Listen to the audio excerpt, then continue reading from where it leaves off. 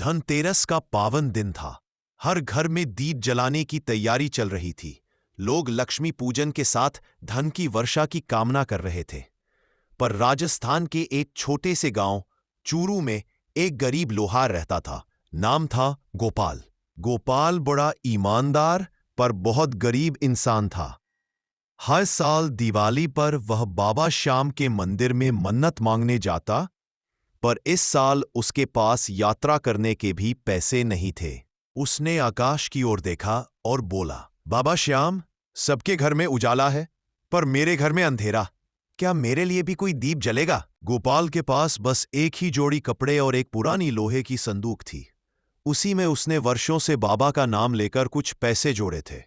लेकिन उस रात जब वो संदूक खोलने गया तो उसमें से चूहे ने सारा कपड़ा कुतर दिया था और कुछ पैसे भी गुम थे। उसकी पत्नी रोने लगी। अब क्या होगा गोपाल?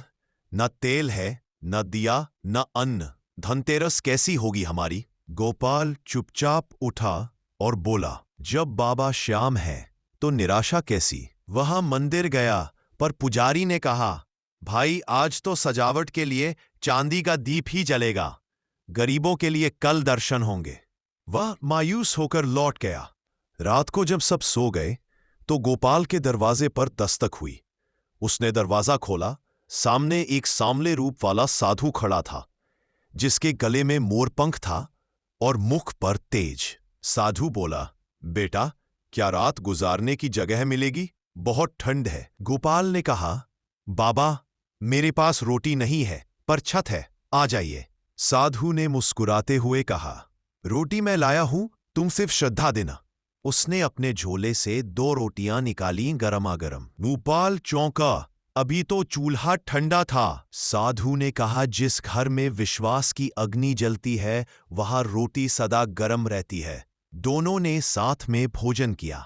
गोपाल को लगा जैसे उसके मन की सारी थकान मिट गई हो। रात को नींद में उसे दिखा, बाबा श्याम स्वयं उसके घर में दीप जला रहे हैं। सुबह जब गोपाल उठा तो देखा जिस पुरानी संदूक में कुछ नहीं था, उसमें अब सोने के सिक्के चमक रहे थे और एक चिट्ठी रखी थी। बेटा, ये धन नहीं, तेरी श्रद्धा का प्रतिफल है। जब भी कोई निराश हो उसे कहना, श्याम कभी खाली नहीं लौटाते। उसकी पत्नी ने यह देख आंसू बहा दिए। दोनों मंदिर भागे और बाबा के चरणों में सिक्के रख दिए। पुजारी हक्का बक्का रह गया।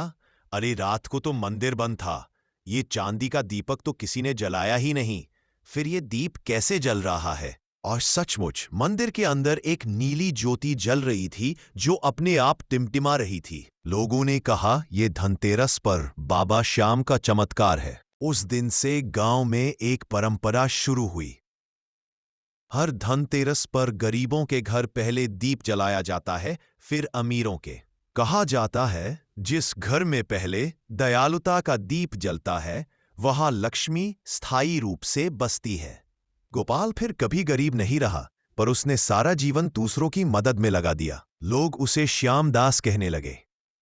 बाबा श्याम का संदेश सरल है, मांगो तो धन नहीं, श्रद्धा मांगो, क्योंकि जहां श्रद्धा है वहां स्वयं बाबा धन बरसाते हैं।